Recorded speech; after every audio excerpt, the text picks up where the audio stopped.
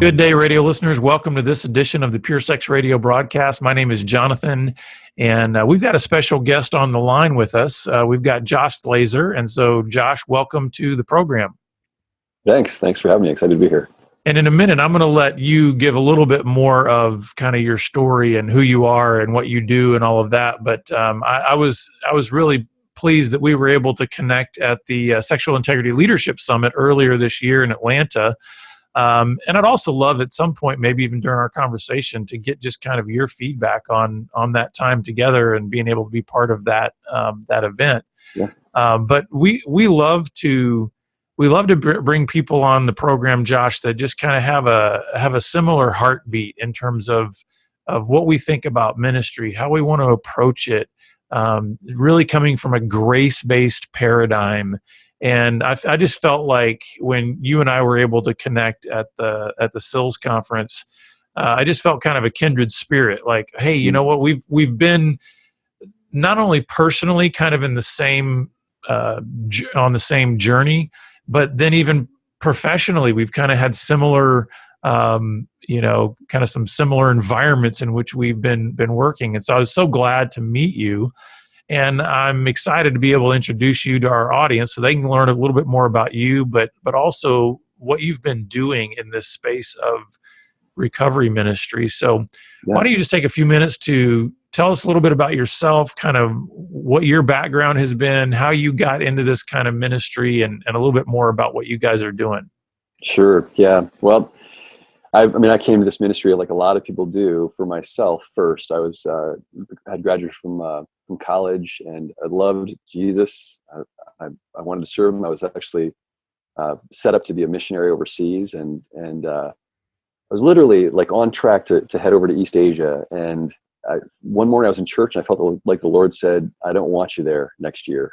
And I think the next year was just because if he had said ever, I would have freaked out. But I freaked out enough as it was. And anyway, long story short, I deferred missions work for a year, and then in the course of the next few months, was talking to a Christian brother of mine. I had struggled with sexual sin since I was 12 or 13 years old. That was when I first was exposed to pornography and masturbation, and it took on a life of its own over the next decade plus. And even as a Christian, I had this on the one hand, I had this spiritual life that was alive, and I truly did love Jesus. On the other hand, I had this secret problem.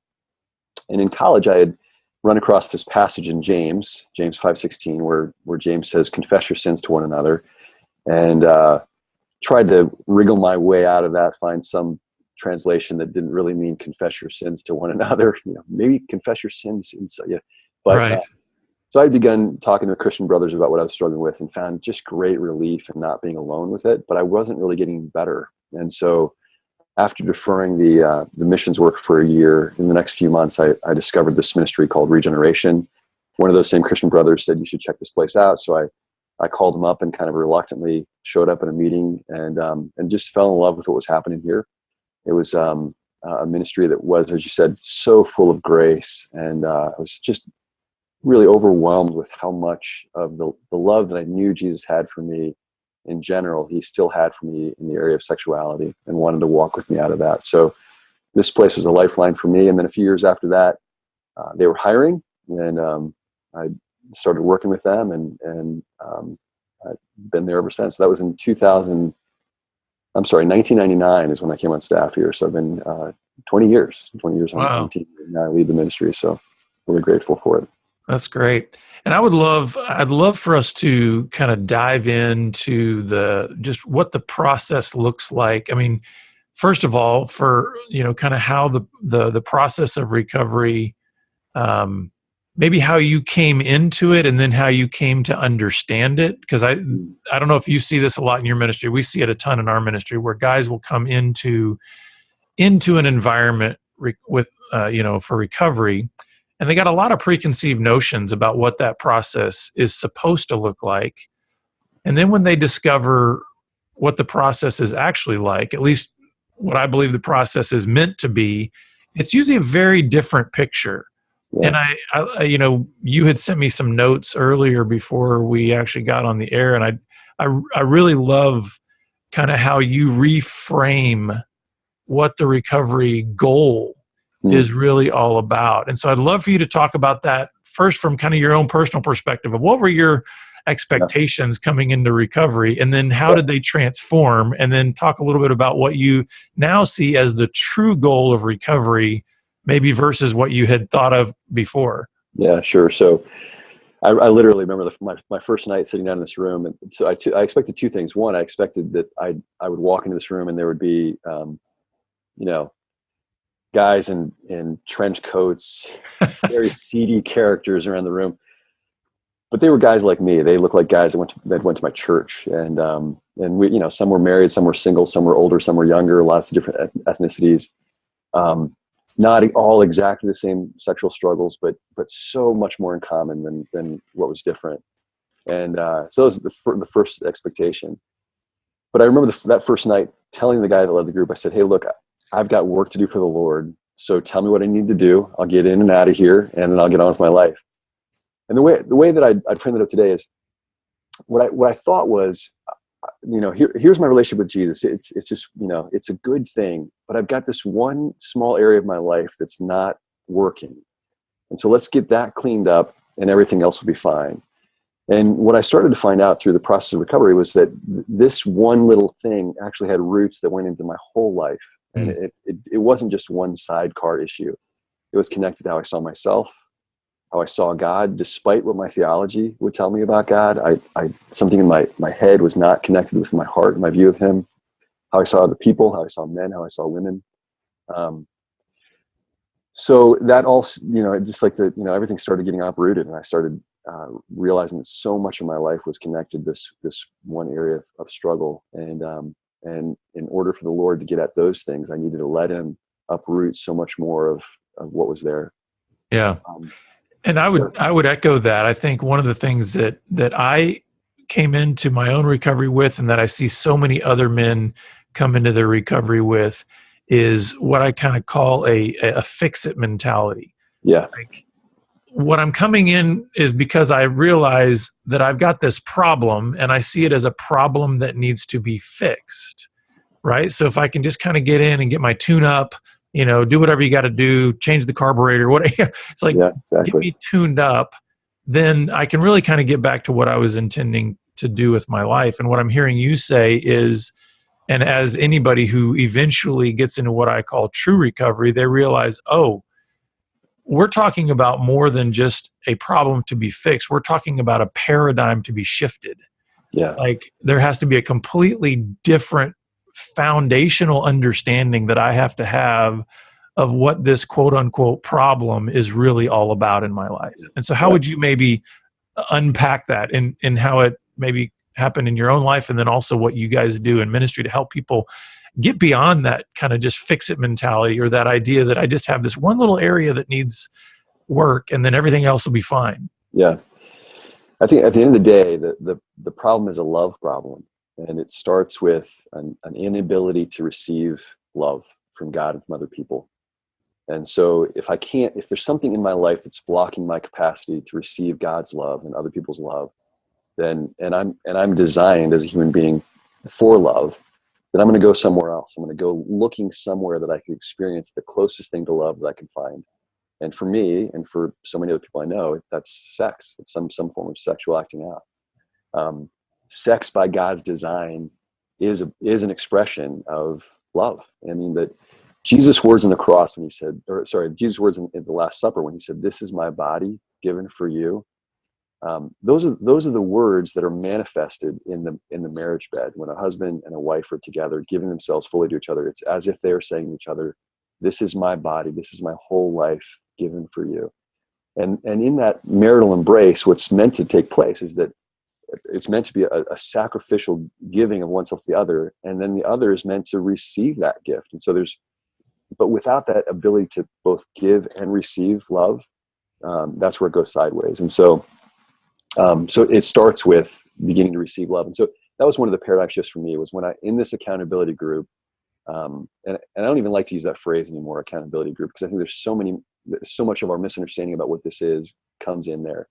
Like, I thought accountability was, if I have to tell you what I did, that's going to feel so embarrassing, so shameful. that's going to be my motivator to stop it. It's going to be the pain of having to tell you. And not that that's not a motivator, certainly it is, but it is a much less powerful motivator than the motivator of love. And so here's a story I remember very clearly. I came into my my group one week. I'd had from my estimation, I had a really rough week, and my week went something like this. I left the meeting the previous Tuesday, I'm driving home, and I started to feel tempted. And so this is pre having a cell phone. So I pull over to the side of the road, and I find a phone booth, and I call one of the guys in my group, and I say, "Hey, I'm really tempted. Would you pray for me?" He prays for me. I get back on the road, but the temptation continues to come, and I pray, "Lord, help me. I'm just leaving my support group, for crying out loud. Help." Make it home, go to sleep, wake up the next day, make it through the day. Later that week, the temptation comes back. I call another guy in my group. I continue to pray. But somewhere towards the end of the week, I end up just giving up, and I find some pornography. I look at it, and I act out. So I come back to my group the following week, and I'm confessing this to my group leader. It's my group. Here's how my week went. And I'm confessing it with my tail between my legs and my head bowed down. And guys, I really screwed up this week. This is what I did. And I share what I just shared with you. My group leader looks across the table at me, and this is his response. His just big smile on his face. And he says, "Josh, way to go. Way to go this week." I said, what are you talking about? Did you hear I failed? I failed. He said, "Listen to all the good things that you did." And he starts listing these ways that I fought the battle during the course of the week. And I said, "You don't understand. It doesn't matter. All of it was for naught. It didn't, I failed at the end of the week." And his response was basically something to the effect of, "Do you think that God only sees that 15, 20 minutes of failure, and he doesn't see all the other efforts you did throughout the course of the week?" I said, "Well, kind of having it on." And then he said this to me. He said, where do you think all that effort came from? All those attempts to do better? And I was still, just so shameful and negative. I said, "Well, it didn't come from me, And I mean, my good Christian answer, obviously that was the Right. Lord. And his response again was, he said, "That's right." He's like, "The Lord is alive in you, Josh, and it's evident." And I just, again, it was kind of turning this whole thing upside down, because from my perspective, there's just one thing that mattered, whether I was doing right or wrong in those moments of temptation. I couldn't see any of the good that God was doing. What he was describing was what Paul talks about in Romans 8, the first fruits of this salvation. And as I began to receive two things, one was faith that, there are first fruits in my life, and I can actually rejoice in those. That actually began to feed victory. Like, I'm having victories. It's not all or nothing. I'm having victories, and I can begin to receive those, and I can trust that God is proud of me and happy about those things too. And the corollary to that is to begin to receive that God isn't just kind of waiting somewhere in heaven for me to screw up. He's not just far away going, "You're going to make it. You're going to make it. You're going to make it." He's actually right there. He's rooting for me. He's looking across the table like my group leader was, smiling, saying, "Way to go." And that began my head theology about "for God so loved me while yet a sinner," I began to experience that more in my heart. And that's where things really began to change for me. Yeah, and I think some of what you're describing is just the importance of being able to move beyond merely behavioral focus in recovery. Because I think what tends to happen is we look only at that line of acting out, right? We call it baseline behaviors or whatever. We're totally so focused on that line of behavior that in many ways it begins to reduce our humanity. It reduces us down to a single, like, I'm a one-dimensional person, that everything about my life is focused only on this one particular line of behavior. And I think it's a very, we strip dignity, I believe, from our humanity when we do that and say, basically, your worth and your value is dictated by how you do on this line. And what I love what you're describing is your group leader and this group of men was beginning to really also breathe dignity back into your humanity, being an image bearer of God, and saying, "Do you realize, Josh, that you are, by God's design, a multifaceted human being with all kinds of aspects to your personality and your being and your intellect and your emotional self and spiritual?" And what happened in that entire week did not hinge on just that one moment of that line of behavior. like the thoughts that you had and the wrestling that was going on in your soul and your spirit, and all of those things were actually part of what I would actually put into the category of growth. Yeah. Like you were actually in a process of growth there. And if we get so focused on that line of behavior, the blinders go on and we completely miss seeing what God is doing in all of those other aspects of our being. But one thing I wanted to ask you is hone in a little bit more on this idea of love. Yeah. And what I would love for you to do is first of all help us understand what you are thinking of when you are saying that, because that's a word that gets tossed around so much in our world and in our culture, and it can have 1,000 different meanings attached to it that it's almost like something can be so used that it almost loses its value and its meaning. Yeah. And so when you're talking about like the goal of recovery being love, or this is a love issue that we're talking about, not merely a sex or a behavioral issue, help us understand what you mean by that and how you would help a guy coming into recovery to understand, well, what is that? Feels very fluffy. It kind of feels like, where's the handlebars on that? What do I actually do? How do I pursue that in a tangible way? Yeah, so again, it has to begin with God's love for us. We love because he first loved us. It can never be the other way around. And I think so much of what you were just describing about this performance mentality, underneath all of that is a again, whatever your theology is, underneath all that is this hidden true belief that says, unless I do this well, I will not be lovable. And so as we, even in our muck, in our mire, in our failures, in our slips, our falls, begin to receive God's love. And I think initially we do that, or one of the ways we initially do that is through the faces and responses of other people. And it was a leap of faith to listen to this guy across the room and think, I think I'm going to trust him. I think I'm going to dare to believe that he knows something I don't. He's got some years on my recovery. And I, what I've been doing has not been working. And so let me dare to believe that God actually does forgive me. He loves me right now. And then from there, I think part of what we begin to do is compare and contrast love and lust. And so, some simple definitions that I like, that I've picked up from other people along the way. Love is self-giving, it's self-donation, it's self-sacrifice, it's me giving myself to you. And obviously the clearest expression of that is Christ on the cross. Mm-hmm. This is him giving himself fully for us. Lust, on the other hand, is self-seeking. I'm taking from you at your expense, and not even for a really good reason, but just for my own selfish gratification, so I can feel good in this moment, so I can feel better for myself. On a physical level, so I can feel physical pleasure. On a deeper level, so I can feel maybe I don't feel so alone. I don't feel I can medicate my pain from the day, whatever it might be. But those two, in contrast to each other, are so stark and so different. And I think so much of what we call love in our culture today, really what we mean, I think when a lot of us say, I love you, or I love this, or I love that, I think what a lot of us mean is, I feel affection for you. And so when I say my kids, or when I move to say to my wife, I love you, what I'm saying is, in this moment, I feel affection for you.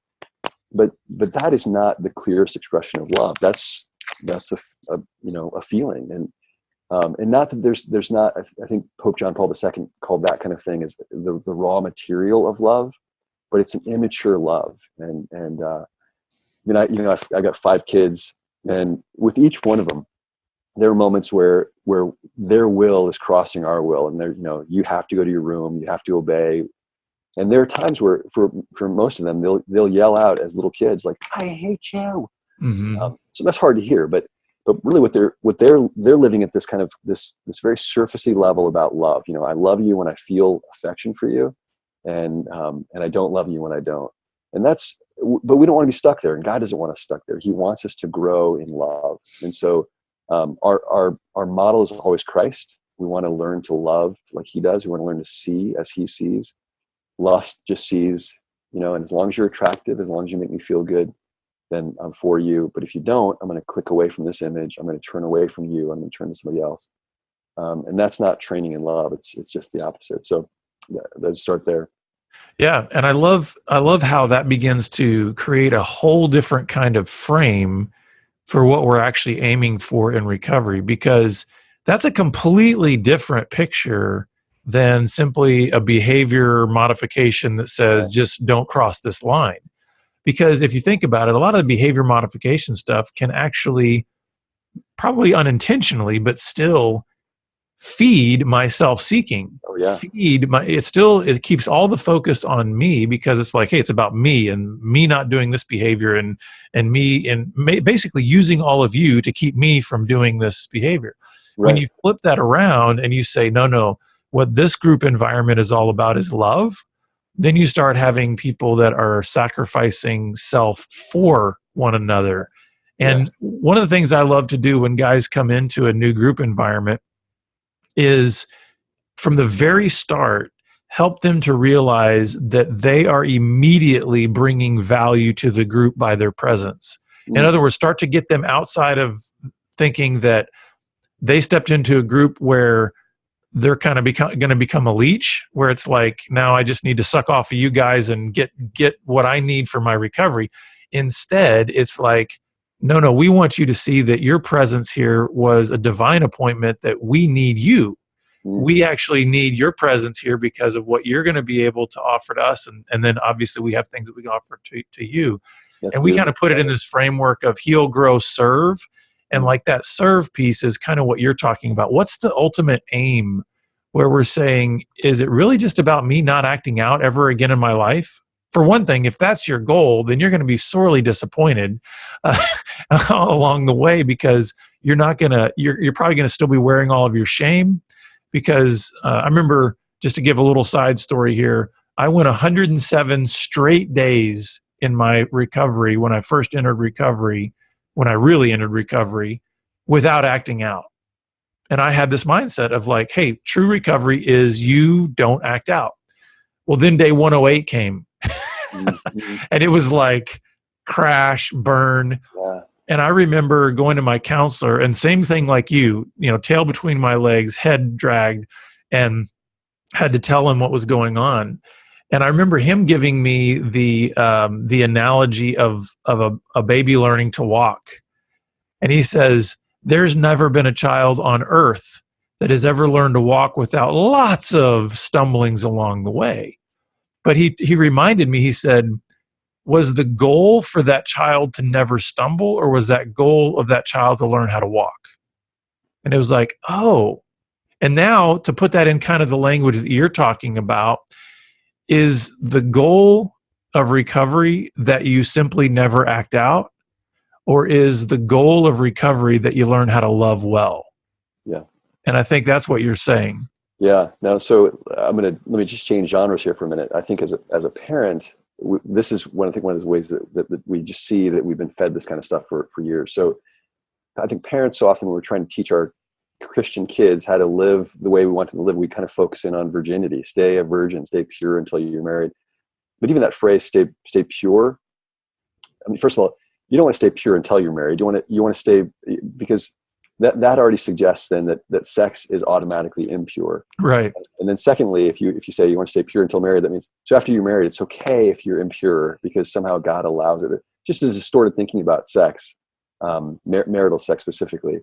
But I think one of the problems with that is then it's this all or nothing thinking, and it's not a very robust vision for our kids. And there are so many Christian kids who either would attest to, I already messed up, and so I might as well just keep messing up. And I think most people who have struggled with any type of addiction recognize that kind of thinking. I certainly do.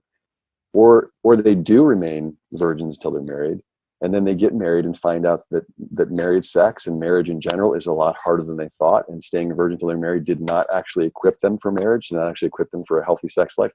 That's an inadequate view. And so we want to create, as parents, want to create a more robust vision for our kids. Like, look, the goal is for you to learn to love well. Like, what does real love look like, and how do I learn to love like that? And so if that's our goal for our kids, then if they do well, if they remain virgins till they're married, like, they still have a lot of work they can be doing in the process. And if they don't, well, the game is not over. The goal's not up. You're like, what can you learn from this so that you can learn to grow in love as God loves? And I think the same thing applies in recovery. Here's another, I think, another way that we can express this. So many people, men and women, who are recovering from pornography addiction or sexual addiction of some kind, get so focused on trying to avoid temptation And the problem with that is that you listen to some people, that the way they talk about temptation, what they really mean is not temptation, but people. Like, I'm Yeah. trying to avoid temptation. Oh man, it's summertime. There's so much temptation out there. Oh, well, no, the temptation, according to James, is not out there. It's in here. It's coming from you. So what's out there? Well, what's out there are men and women. And so now our goal is not just to avoid those men and women. It's learning to see them as the people they are. And at first, it might mean averting our gaze, but eventually, hopefully, it's going to mean seeing through and seeing beyond just what they're wearing or what they're not wearing, and actually seeing a human soul who has worth and value, just like you're describing in our groups. Yeah. I love that, because one of the things you're touching on that I think love dissipates is the fear that can often come in recovery, because we let's be honest, when we get into recovery and really start to work on pursuing a life of integrity and pursuing sobriety, we discover in spades how weak we really are, right? We really start, I mean, it exposes every gap in our life, every weakness. And if we're being truly honest, and admitting just how broken we are, it can be daunting to think, and God says, "Be holy as I am holy." So there can be a lot of fear in that, and so I understand that fear can be such a powerful short-term motivator, but it's a terrible long-term motivator. So I can probably scare you bad enough, Josh, in this moment, telling you about all the consequences, that if you make that stupid decision in an hour, that it's going to be terrible and you better not do that. Well, that fear may keep you from making that decision today, but that kind of energy, that kind of motivation does not have a good long-term effect. Whereas love is drawing us into pursuing healthy relationships. And when we are giving of ourselves and we're building healthy relationships, I have such a I have so much of a better motivation because of the love that I have received and the love that I can give than anything that fear could bring into my life. And we're told in the scriptures that perfect love casts out fear. Yeah. So it's actually one of these things, and I tell guys this all the time. This is not so much a two-sided endeavor, meaning you need to be resisting temptation and pursuing love. It's like, okay, yeah, you need to resist temptation and pursue love. But I tell them, if you actually just focus on pursuing what you are made for, by default, you will be moving away from what you are not made for, because these things are mutually exclusive. They're oil and water. You can't have,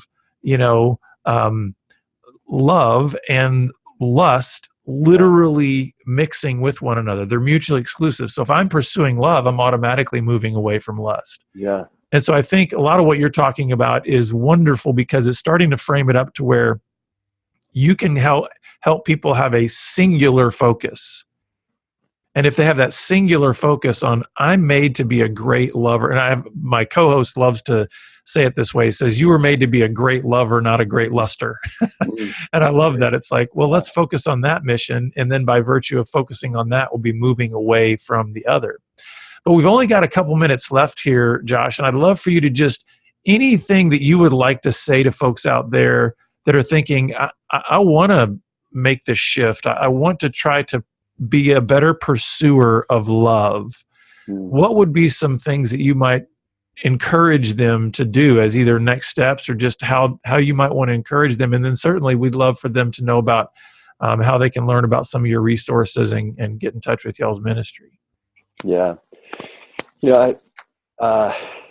There's so much, but I'd start with just this simple thing. And this might sound trite or cliche to those who are believers listening, but I don't think we can spend enough time meditating on the cross of Christ.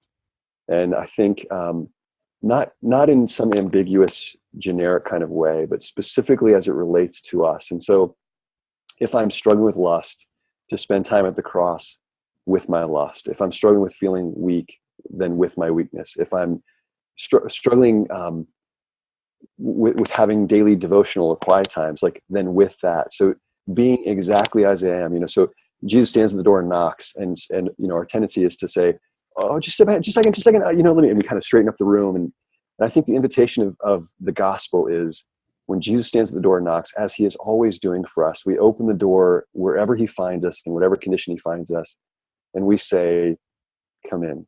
And like Brother Lawrence, we with a non-shaming perspective, we just say, and thus I will always be, except until you enter in and make a difference here.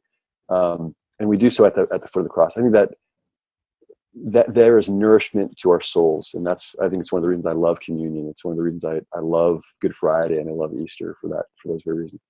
So that's one thing. As far as resources go, I'm a huge fan of. He's a Catholic writer named Christopher West, who actually has devoted his life to teaching on John Paul II's what's called Theology of the Body, which has just made a huge difference for me. He's got a book called Fill These Hearts, which I think is a great primer to some of his teachings. And it gets into a lot of this stuff. And I just think it's a great meditation. I read it, the first time I read it through really, really quickly. And then the next time I read it through, I read it through very, very slowly, meditatively. And that's a great resource for people in regards to this lust versus love thing. And then as far as our ministry goes, we'd love for you guys to check us out. Regenerationministries.org is our website. We've got articles, blogs, podcasts. We'll have more teaching resources on there. In the coming year, we'll have a couple curriculums up there that people can work through either on their own or in small groups. And so we're grateful to be doing what we're doing.